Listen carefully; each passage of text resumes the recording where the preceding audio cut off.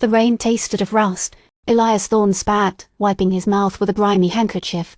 The diner's neon sign will cease, flickered intermittently, casting a sickly yellow glow on the deserted highway.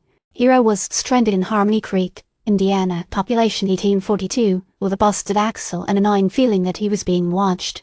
He was a collector of sorts.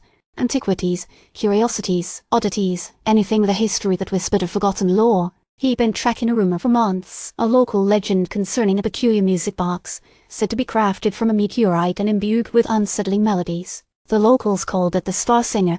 Harmony Creek, according to his research, was its last known location. The diner's interior was as bleak as the weather. A lone waitress, a woman with tired eyes and a name tag proclaiming Doris, shuffled behind the counter, polishing glasses with a methodical sadness. "Coffee?" she asked, her voice flat. "Please," Elias said, sliding into a cracked vinyl booth. The coffee was bitter and lukewarm, but he welcomed the small comfort. "You new in town?" Doris asked, refilling his cup. "Passing through," Elias replied vaguely. "Interested in a local history?" Doris's eyes narrowed slightly. "Some history's best left buried." He probed gently. "I'm interested in the Star Singer music box. It's supposed to be quite special." A flicker of genuine fear crossed Doris's face. "That's old folklore, mister. Just stories to scare children.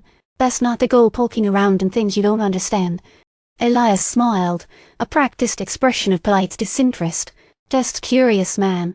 Nothing more." He paid for his coffee and stepped back into the rain. The mechanic, a burly man named Earl, was still working on his car. "Should be ready by morning," Earl grunted, not meeting Elias's eyes. Harmony Creek ain't a friendly place for strangers. That night, Elias found lodging at the town's only hotel, the Harmony House. The place smelled of mothballs and regret. He spread a map of Harmony Creek across the small table in his room, tracing the route to the Blackwood Manor, the room of former residence of the Star Singer's creator, Seaver's Blackwood. The manor loomed on a hill overlooking the town, a Gothic monstrosity of crumbling stone and overgrown ivy. A wrought iron gate, rusted and twisted, stood ajar, invitingly ominous. Elias easily slipped inside. The air within the grounds was heavy with the scent of decay and something else, something subtly metallic. He walked the path swallowed by the overgrown vegetation, the manor silent sentinel against the stormy sky. Inside, the manor was a labyrinth of dust-choked rooms and shattered remnants of a once grand existence. Cobwebs hung like macabre tapestries, and shadows danced with an unsettling vitality. He found Blackwood's study, a scene of chaotic brilliance. Books lined the walls, their spines cracked and faded. Astronomical charts covered the ceiling, depicting constellations he didn't recognize. And then he saw it. On a velvet pedestal, bathed in a single shaft of moonlight piercing through a hole in the roof, sat the Star Singer. It was exquisite, crafted from a dark, shimmering metal inlaid with what appeared to be fragments of obsidian. Runes, unlike any he's seen before, scrawled across its surface. As he reached for it, a voice echoed in his head, a whisper like the rustling of dead leaves. "Asterisk, release me." Asterisk. He ignored the voice and lifted the music box. It felt strangely warm to the touch. He wound the key, and a melody began to play. It was beautiful, haunting, unlike anything he's ever heard. The music resonated within him, stirring something deep and forgotten. Then the room began to shake. The shadows coalesced, swirling into grotesque shapes. The voice returned, louder now, filled with an ancient malevolence. "Asterisk, you have awakened me." Asterisk. He tried to drop the music box, but his hands were frozen, bound by an unseen force. The floor beneath him cracked, revealing a swirling vortex of darkness. Images flooded his mind, cosmic landscapes, beings of unimaginable horror, a history of the universe far older and more terrifying than humanity could ever comprehend. He was seeing through the eyes of whatever had been imprisoned within the Star Singer.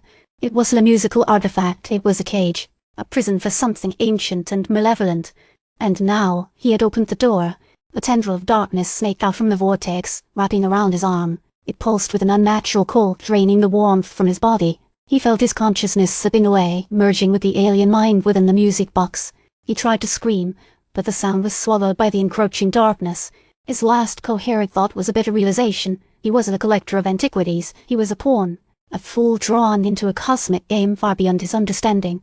Back at the diner, Doris watched the rainfall. She heard the music. It was a sound she had hoped never to hear again. "He's one of them now," she muttered to herself, her voice barely a whisper. Earl emerged from the repair shop, wiping grease from his hands. "Car's fixed," he said, avoiding her gaze. "He's gone." "He shouldn't have been here," Doris said. a profound sadness in her eyes. The star singer's melody drifted on the wind, a haunting lament echoing through the desolate town. The vortex beneath the mare stabilized, a gateway opened. In the darkness, a single crimson eye opened within the star singer, observing the world with ancient malice. The music shifted, evolving into a discordant symphony of cosmic horror. The long imprisonment was over. The universe was about to hear a new song.